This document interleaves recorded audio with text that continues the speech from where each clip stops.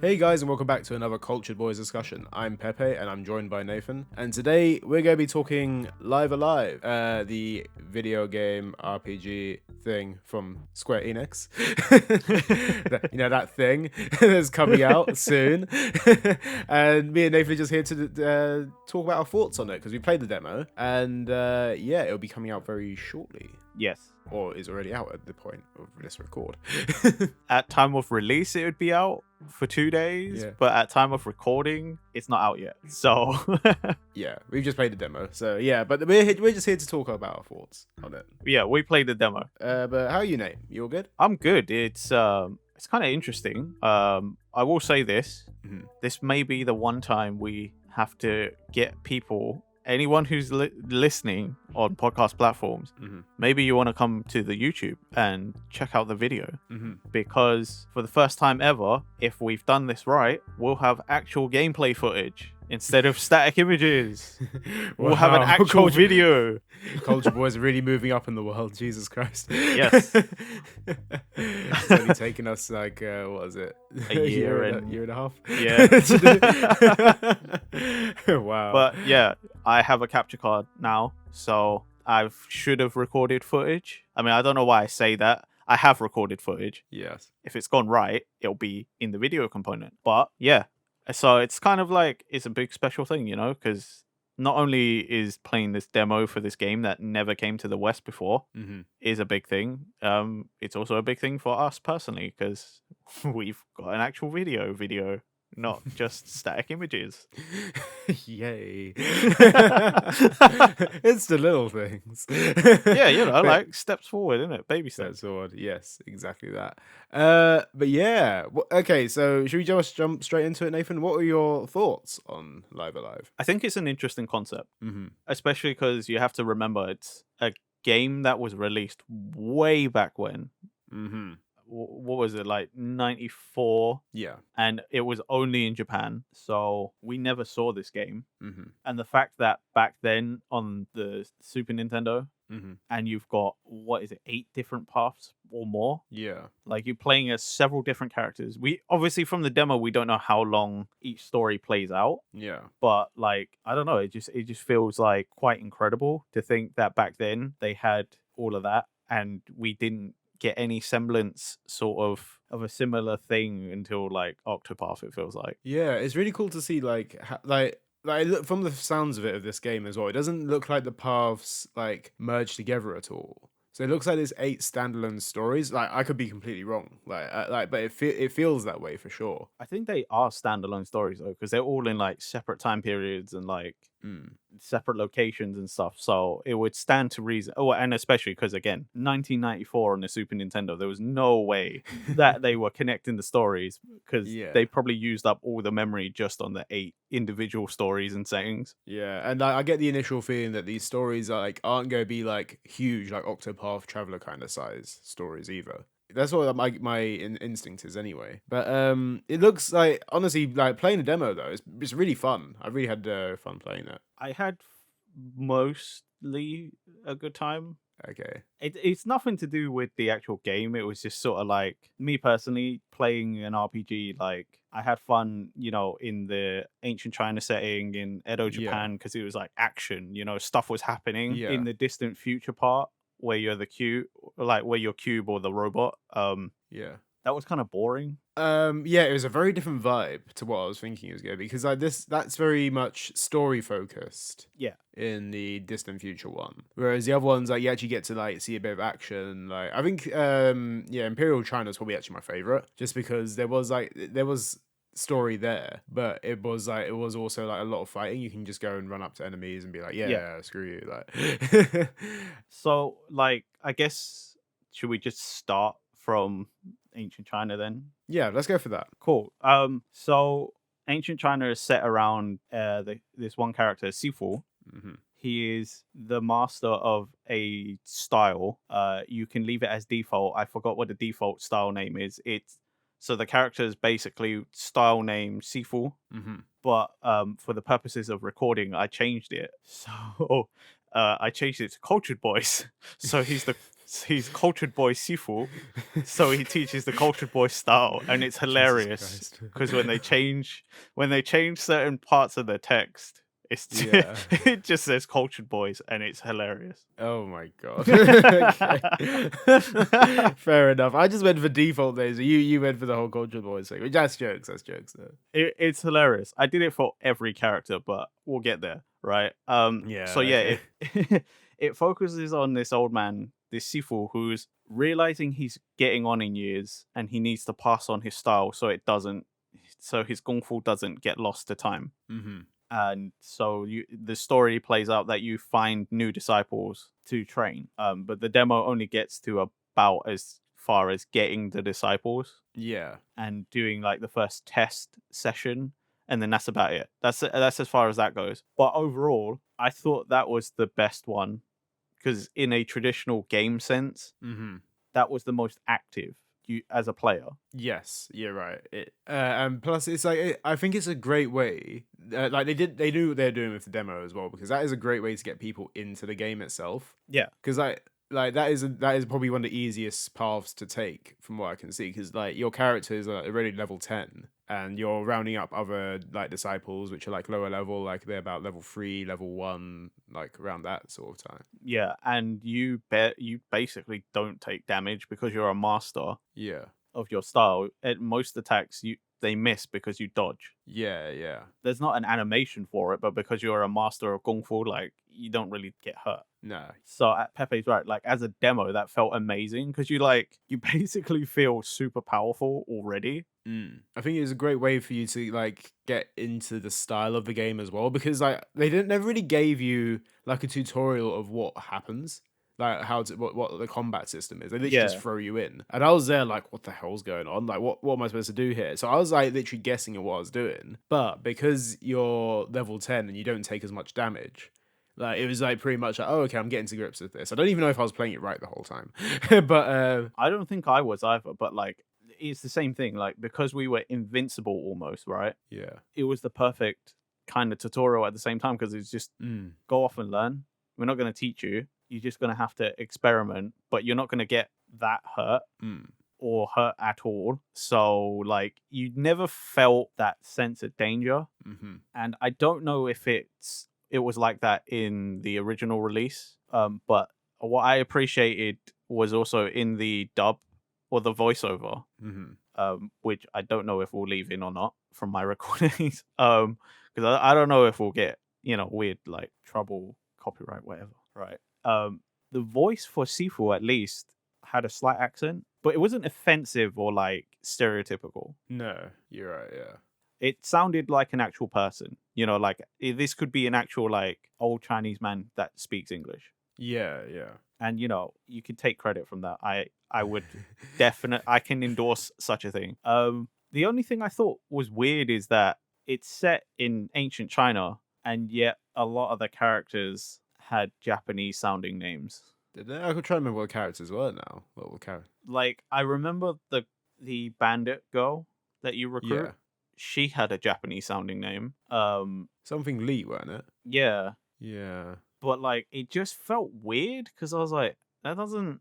It's not that it's impossible, right? But when you're just sort of like, you did all this work to make it feel like a Chinese mountain town, Yeah. and make this Sifu feel realistic, and then you went and did that. It just felt like a misstep.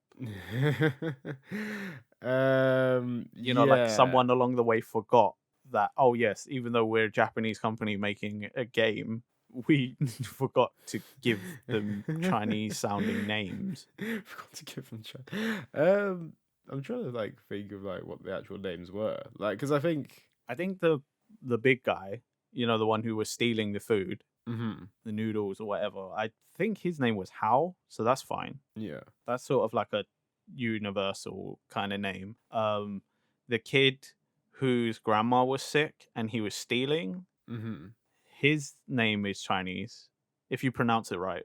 And I know that because it's actually also my name. Yeah. So, like, I can say that some of it is quite authentic, but then some of it isn't. Yeah. Yeah, so just to clarify, the names are Hong Haka, Lei Kugo, and Yun Jo. That's what I'm saying. Like, just parts of the name sound fine. And the other Yeah. parts are like, I don't think so.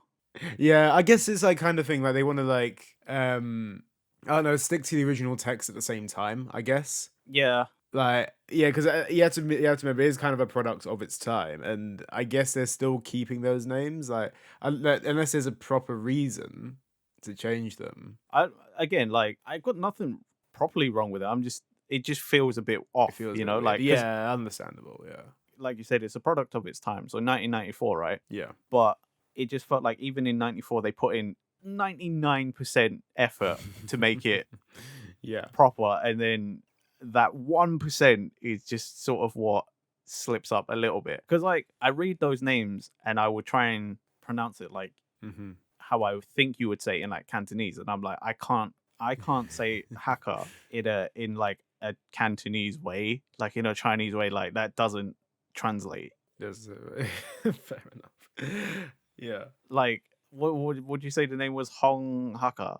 Hong Haka. Yeah, Yeah, like Hong is fine, right? But like it's like Hong Ha.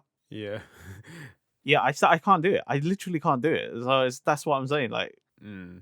even like Yun Zhou sounds fine, Yeah, or like Yun Zhou, like it yeah. sounds. You can hear what I'm trying to do. Like I can, yeah. Then like, yeah, and then Hong is the hacker, yeah, with the intonation and stuff, like you literally some of it just can't be changed, and it's like okay, well, fucked up a little bit there, but minor details. yeah. Cultured Boy Sifu will let that slip. Cultured Boys. Just for the context, the original thing is the Earthen Heart. But Nathan's That's gone. what makes it so hilarious, because it's like when you save Yunjo, Yeah, and they're like, you beat up those guys, those muscly guys, and then they're like, wait, he's the Sifu, and then like for any voiceover where you've changed the name, I guess even if it was default, they don't have a VO for that. no, So then it just like on the screen, I swear it read out like Sifu, Cultured Boy Sifu. It was like small details like that just made me laugh so hard. It's hilarious. Interesting, yeah. Oh man.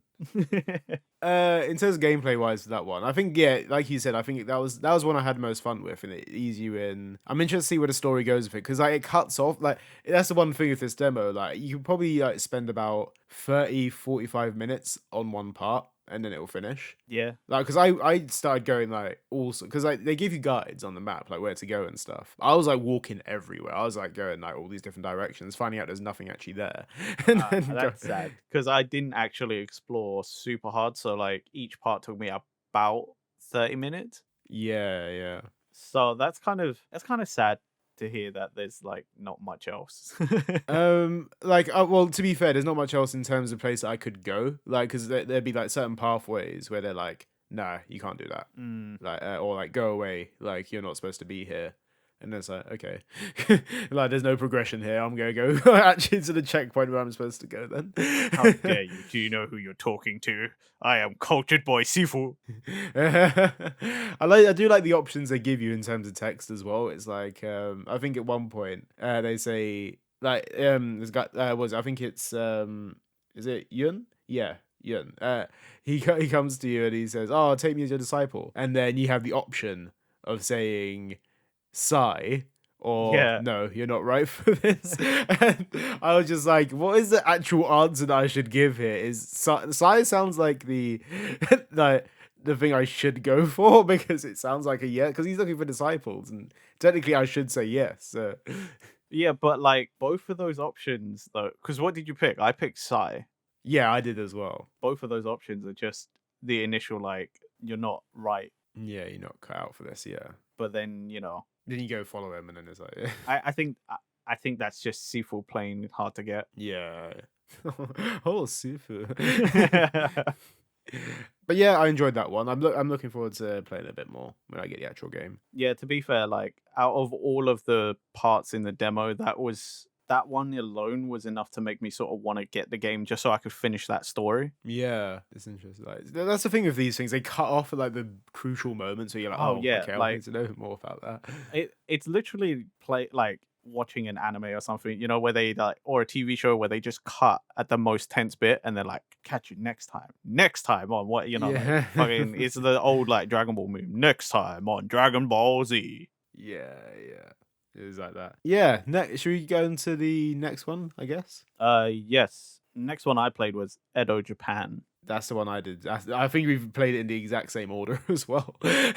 Well, I think, yeah, because it's like chronological.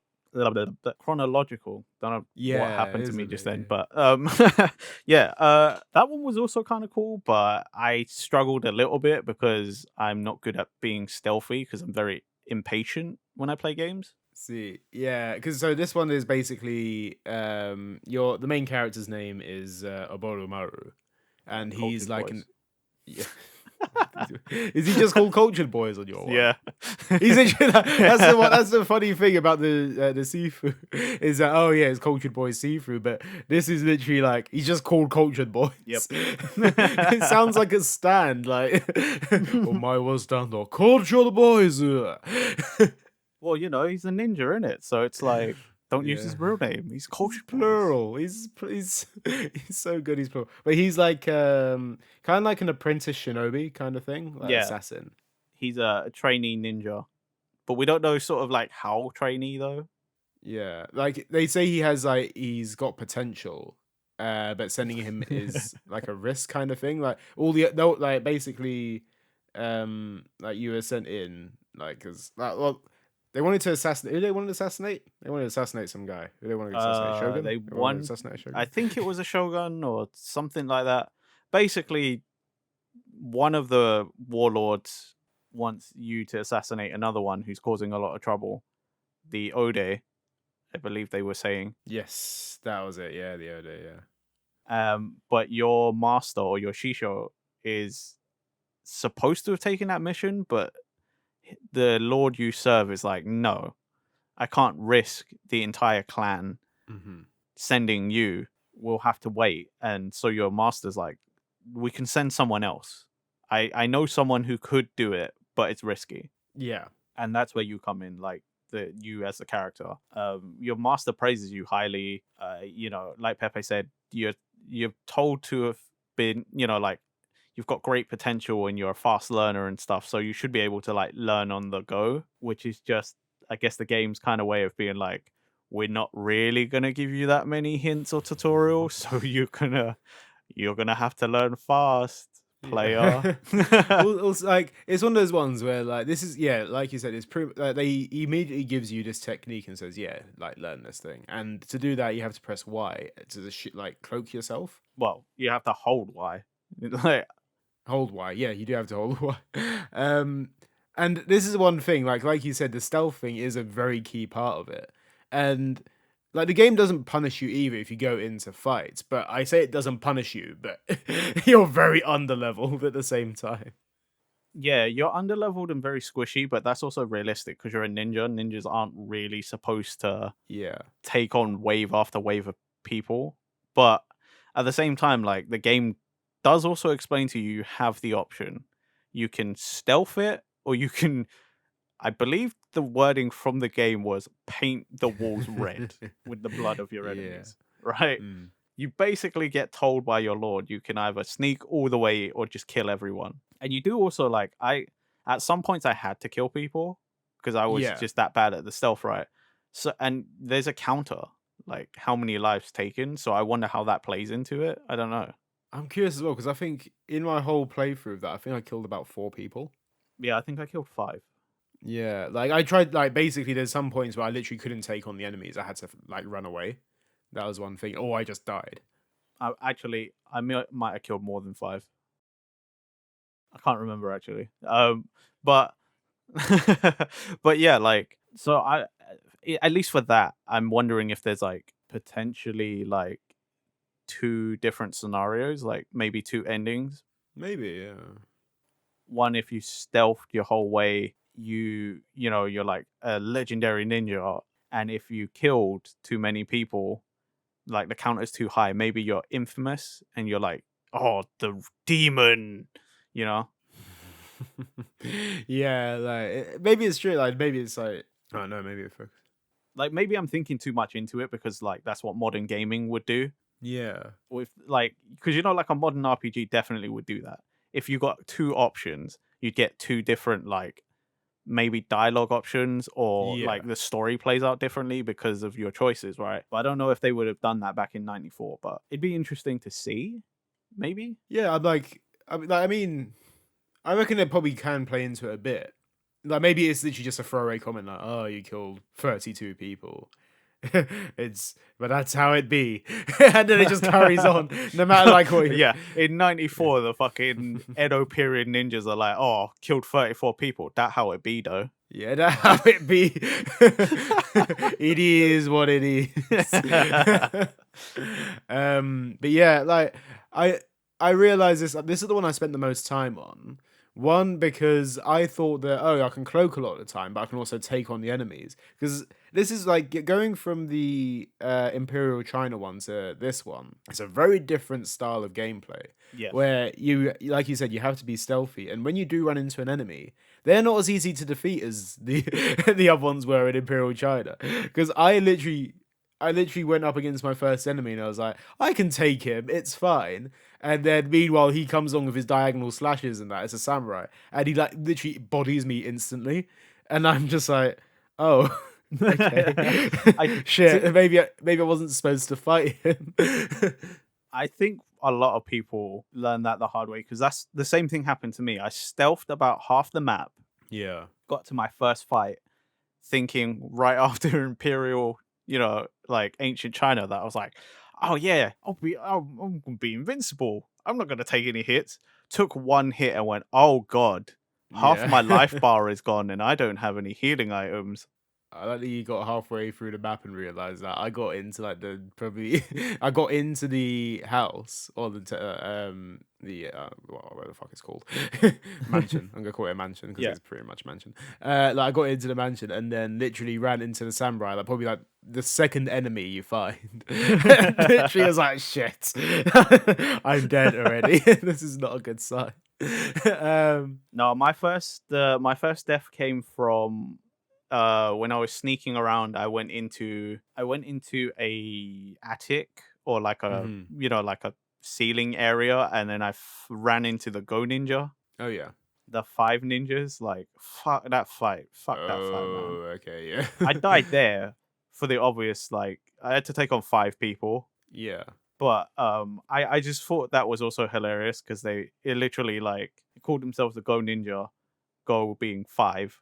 Yeah. And then it's like they had like a Power Ranger-esque, Sentai-esque pose, and I just thought it was hilarious. Like they were so cheesy.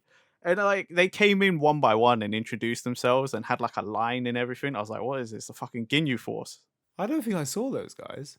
Yeah, no, like it was hilarious because it was like, what is this? The fucking Ginyu Squad? Like, what am I fighting against right now? See, for me, I think I got quite through. That's jokes about the Ginyu Force thing, by the way. Because I realized after a while, like, okay, I need to stealth this and maybe kill some enemies, not all of them. But then I think it got to a point where I was like, I got the storage room keys and stuff. Yeah. So I was like, oh, cool. I'll open some storage. Like, I'll go like check out, see if there's any cool items or whatever. And then I ran into this. I don't know if you found it. It's like this ghost woman. No, I didn't see a ghost woman. What? So there's basically this woman who's like a kind of like probably not a ghost. It's like kind of like a spiritual person that summons ghosts. Oh, okay, yeah. And she's got a whole bunch. And she's got a whole bunch of, and she has 4 candles around her. And basically, I was like, "Oh, it's gonna be fine." Like, because the spirits were like easy to take out, so I took them out. But then this woman, I was like, I ran into other like geishas and stuff earlier on in the game, and they were quite easy to kill. I didn't want to kill them. Run into any geisha. What the shit? Like there's like a few like I don't know, like female servants, I guess. Oh god, this is amazing. Yeah, so I like did a whole different path or whatever, and there's a room where there's like 4 women in there. I did not see that. And then like I just ran in and I thought, oh, I can talk to these people. And but then she immediately starts screaming, and I'm like, oh god, do I need to kill this woman? So I think I killed the first one. Oh god. And then I was like, maybe I should just leave these people. They're not really attacking me right now. And every time I talk to them, they want to, like, I don't know, scream for help. So I just, like, left them. I was like, they're easy to kill. This is the thing. They weren't actually doing any damage to me. And I felt really guilty about killing these, like, civilians, basically. So Oh. I was like, I'm going to leave these people. But then later on, yeah, I find the ghost woman. And I thought, I went to talk to her, hoping I'd get, like, I don't know, some sort of dialogue or, like, something cool happen. But then she attacked me, and then immediately I get absolutely ruined. Like, because she's like summoning, like, what was it, pyrotechnic bastards or whatever? Like, I don't know, some pyro Oh shit. wow. And I'm like, what the fuck? Like, and then she put something on me where I couldn't flee either. Oh god. So I was, I was like, shit me, what the fuck? I feel like I'm way too underleveled for this, and I just died. So I couldn't do anything about that. So I went back in there, took the treasures, and then walked out again because I think a lot of these fighting, like a lot of these bosses and fights are optional. Yeah. So I literally, the place where I found her, there was like about 4 treasure chests, so I took those and legged it. I think the whole demo part, like for that part, I think every fight is optional. Yes, yeah. So did you also come across the father and son in the ceiling? Yeah, that was like, I feel like that was part of this. I think you had to go through that way to get to the ending, didn't you? Yeah, that I think that might have to been scripted. It's just interesting to think, like, whilst I ran into the Go Ninja, you ran into all these other characters. Because, like, when I got into a building, like, I would just follow because I'm so bad at stealth, so I just followed the objective. Yeah. I didn't explore much. So it's just interesting that we, like, found all this different stuff. I didn't find any of the Go Ninja. I didn't see any of them. I mean, the map was huge. That was like massive, and then like just going all these. I got lost at one point. I was like, wait, where the fuck am I supposed to go? And I tried to find because I went back to because I wanted to go unlock a storeroom. So I unlocked the storeroom and realized, oh wait, I need to make back my way to the objective. But then I couldn't find my way back to the objective because wow. you know when you go into like a new there's 3 different colors on the map, isn't there? There's grey, there's blue, and there's orange. Yeah. And once you go into the blue area, it basically becomes grey when you go back out because you've been there already. Yeah. So I was finding that I couldn't really find my way back that I went before. And I was like, wait, where am I supposed to be going? And then on my way back, I found a completely different room that I hadn't found before. And I was like, what the fuck? Did I walk in here before? And then there was like some sort of like lower level Imperial bastards where I was like killing them. And then like, yeah. Okay. All sorts is going on in that. Like, it's interesting that like we both had different experiences on that, but yeah. Yeah, like I wonder how long it would have taken to actually have stealthed the whole way. God, yeah. It's doable. It's definitely doable. It's doable, but at the same time, like, because it's an old RPG, the stealthing is a bit clunky because like they don't move until you get close to them to alert them, and then you like, you know, throw up your sheet. And then they like stand around, but they don't move very far from where. No, they take ages as well. So like you're just holding that Y button for about like a minute before they start like going the way you want them to go. Yeah, and like you could be standing there for ages before anything actually even happens. Yeah, they might not even give you the chance to move, and you're just like, well, shit. That's probably why they gave you the option to fight. It's because otherwise, like, you'd just be standing around for like a half hour, like, come on, go away. Yeah. I can't remember how that ended actually in the demo bit. Wasn't it just like you, like the father and son bit? Like once you run along the rooftops or whatever, there's this room, and then doesn't it just end there? I don't think there's Yeah, it pretty much like cuts to black. I swear. Because I found that room like pretty much within the 30 minutes. But then I was like, I want to walk around a bit more. I don't want to go there straight away. And then that's what I end up going on that map, like that path for like about an hour or so. Like probably because I was getting killed half the time, or I was finding different routes and like all sorts. I mean, like that second part it took me the longest. I think, I played it for maybe 45 minutes. But that was just because the Go Ninja killed me once. Yeah. And I think someone else killed me once. And I was like, oh, God, fucking.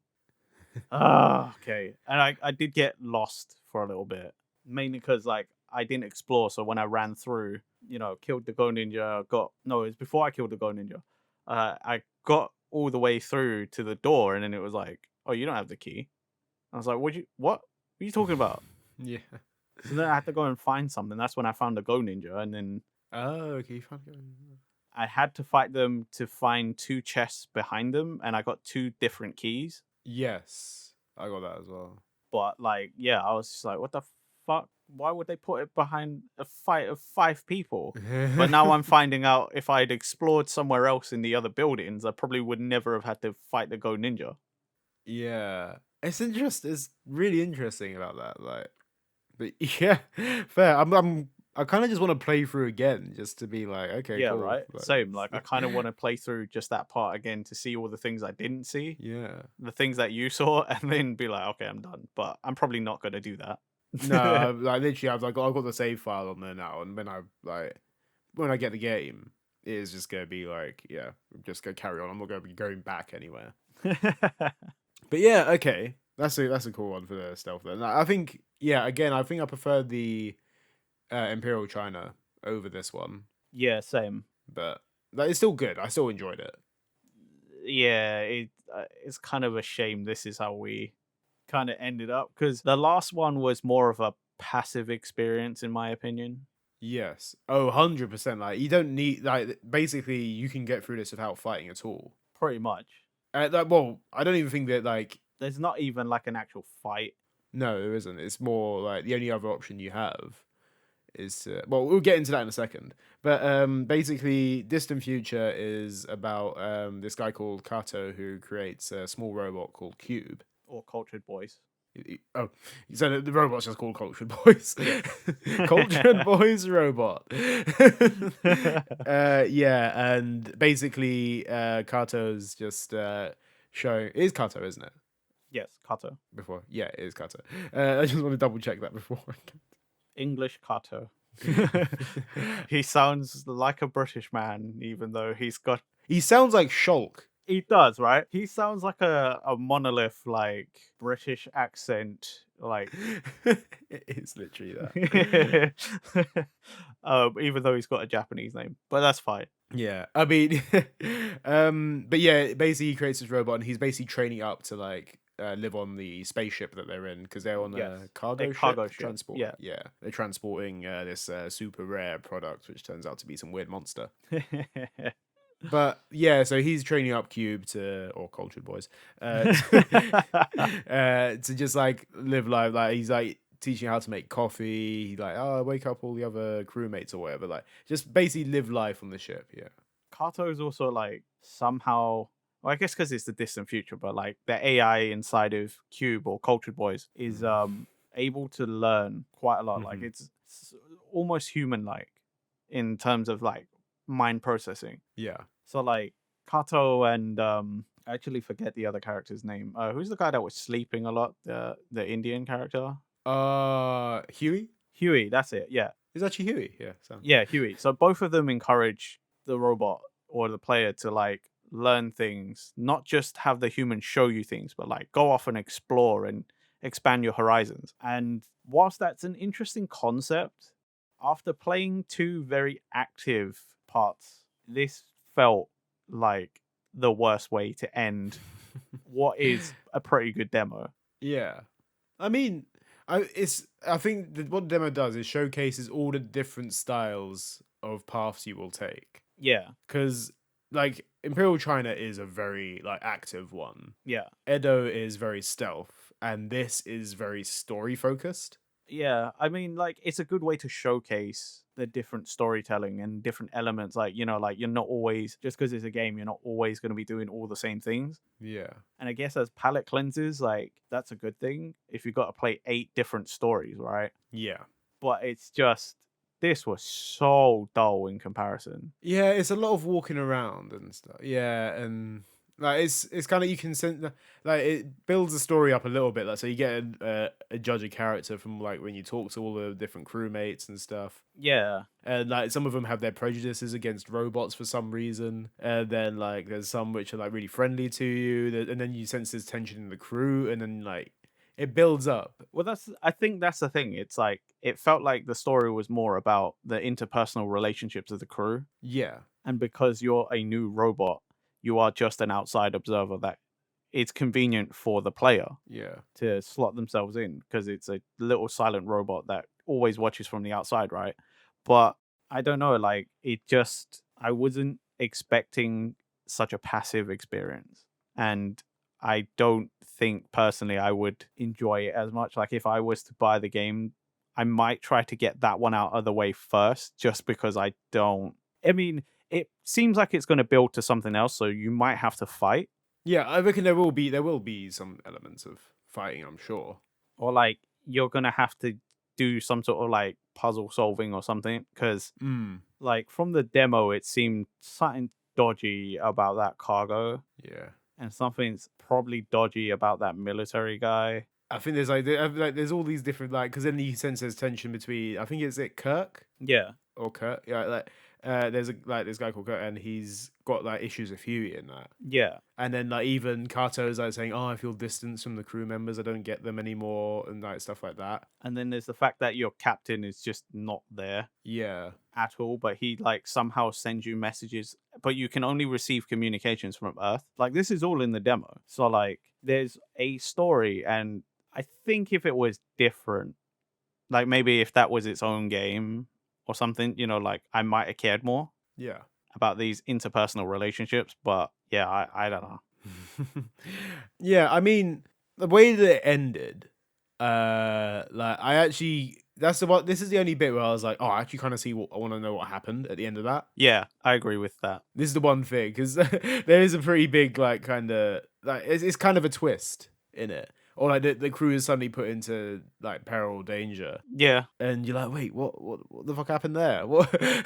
I want to know what happened, like, because you just hear these things over, like, the radio, like, oh my god, something's going wrong, help, like, and then you're like, everyone's like, oh, what the fuck? Right, but like that's the one I was like, I kind of want to know what happened now. That's when they put the cliffhanger in, and that's the kind of bit that shocked me as well, because like you said, like there wasn't any action at all in this, and that's why I was like quite surprised that this part demo's over already, because wasn't any fighting in it apart from this video game you can do yeah, called, what was his name, like Captain Square or something like that. yeah, Like, and like it's like, yeah, they play a video game, you take out these enemies with this like little Captain Square, I assume it's called, I can't remember. Captain Square or something like that. He's a superhero, and it's basically just the normal combat, Yeah. but in the guise of like, oh, it's a retro game from way Yeah. back when. Yeah, but it's cool. I like yeah, there's a lot of story focused bits in this, and there's lots of going up on like exploring the map, going on like to 3 different levels, like exploring the like. Yeah. I will say though, I really appreciated that they made it like a multicultural crew, because they easily could have just done it like, oh, they're all American or they're all Yeah. whatever. They're all, the same, they all have the same accent. They all look the same. They all are the same person, like pretty much. They're just palette swaps or something. And that would have been even duller, but like, I really appreciate that, minus Kato, who sounds like a generic video game industry once British person sound. Yeah. Like the military guy sounded like an old, stuffy, British commander. Yeah. Sounds like he wants to hunt gorillas in the forest. Yeah, pretty much. It's a Tarzan reference. Huey has an accent and he's Indian or, some sort of Southeast Asian, Rachel's Australian. Kirk is American. Yeah. Like it's a gathering of people from around the globe. And I think that's much better than just generic RPG crew that probably has default accent. Yeah. It's cool, like, obviously, because this wouldn't have existed in the SNES one either. There wouldn't have been voiceover. Yeah. Oh, I'd be really surprised if it did. Oh, it'd sound really probably crunchy and disgusting. Yeah. Hello, Cube. It is me, Kato. Well, either that or like it would sound like somebody's got a microphone in their mouth. But no, that's the thing they influence, like, because that's the thing with Hugh, like Kato, Kirk, all that sort of thing. They could have, like you said, they could have easily just made it all like one accent, Yeah. but like they've gone with the voiceover here. Like it's all like pretty much all this game is very much fully voiced as well, like, apart from like certain bits, but like Yeah, minus, couple lines here and there because it's the you spend too much time recording. yeah. Because obviously, if the player can change the name to almost anything, I don't know how you would even do that. No, that's a you'd have to like have like some sort of like Google engine kind of just like Yeah. translating, just putting words. Yeah, even then, like it would be off sometimes. Yeah, the pronunciation would be weird, but Yeah, it'd be too much effort for what it is. But yeah, like it's really good that like pretty much like a good like 75% of the game is voiced, like from what I can tell. I mean, like the only other times there's not a voice is like Combat or something like. combat, or for example, in the first two parts, if you're talking to just a NPC Yeah, yeah. and they're not important, like they're not one of the characters that needs to speak, they won't have a voice. Yeah. But that's fine too, because like that's just too much extra work. Yeah, no one needs to voice NPCs. That is like, you're not, for a game that literally is like a remake of a SNES game. Like you don't need to do that kind of thing, and it's fine. Yeah, exactly. Like in the Edo Japan, like you don't need a voice for the guy that's like, "What's a password?" Yeah, yeah, and it'd just be like, okay, like even if it was voiced, it'd be like, oh, cool, it's voiced, and I wouldn't give a crap after that. Well, the thing is, like in that instance, that'd get annoying after a while because could you imagine how many times in that whole full story you might have to walk through a door and there's a guy like, "You're not allowed in here. What's the password?" Yeah. Like, how many times would you have to hear that before you're like, "Oh God, just why did they give him a voice?" Yeah, it's like I've played things like Pokemon. They don't have any voice acting in that at all either, and I'm cool with that. To be fair, Yeah, like I don't need voice like in like JRPGs like or RPGs like you don't always need voice acting. It lends it sometimes, but you don't need it all the time. I think it depends on the game and Yeah. the way that the game has presented itself to you. Yeah, Like sometimes I feel like, for example, one of our favorite franchises. Sometimes I wish Persona had more voicing, like more yeah. voiceover, because it's like it feels like there's a lot of voice acting, right? Oh, there's loads. Yeah, And then all of a sudden there's just none, and you're kind of like, yeah, but that character speaks. Like they have a voice. And if they, for example, like in the overworld, if two characters are talking to each other, okay, maybe you wouldn't need the voice, but if they're main characters, you could put a voice in. it wouldn't hurt. I think it's just because like it is huge as well. Those Persona games, so it's like Yeah, I know, like, and for memory and all that, like having all these random voice clips that most people will probably skip is pointless. yeah, But, yeah, I get you. But yeah, going back to Distant Future, I think it's one of the ones. It's gonna be Marmite. You're either gonna love it or you hate it. And for me, it's like kind of well. To be fair, I was in the middle. I was like, it's cool. I did like I liked it, but I can understand why you like personally wouldn't be as invested in that one. I think the story can be quite interesting. It seems like it was building towards some sort of disaster, something, right? Yeah. Some sort of crisis. It's just, if it was that kind of crisis, I don't think I would want to, if given the choice, I don't think I would play as the robot. I think I'd much rather play as like Kato or one of the actual characters. I was slightly disappointed though, because like I did. The thing is, I absolutely love the design of the robot as well. I think he's really cute because he's round. Yeah, I mean, And when like the commander was like kicking like Cuba, I was like, no, don't you hurt him! Don't you dare hurt Cuba. He's such an innocent. I knew you'd get attached to the fucking round boy. Yeah, man. I was like, don't hurt my boy. But no, it's yeah. I think that like, even like all the character designs, like I like to see them a bit more, like because it's like you got all the like Huey and Kato and that. I wouldn't actually mind to see what their full designs look like at this point, Yeah.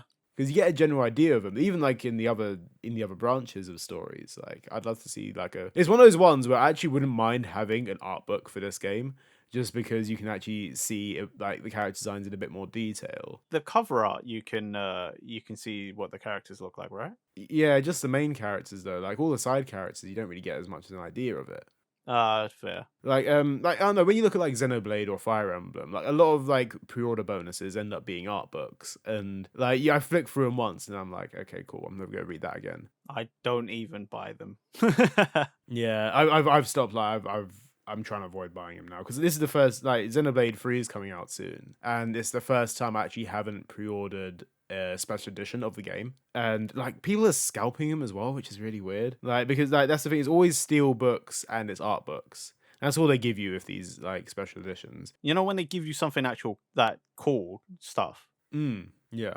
like the God of War Ragnarok like special edition just got announced, and like you get a replica of Thor's hammer, like That's quite sick. of Mjolnir from the game. So I'm like, that's kind of cool, you know, like stuff like that. That's when it's cool.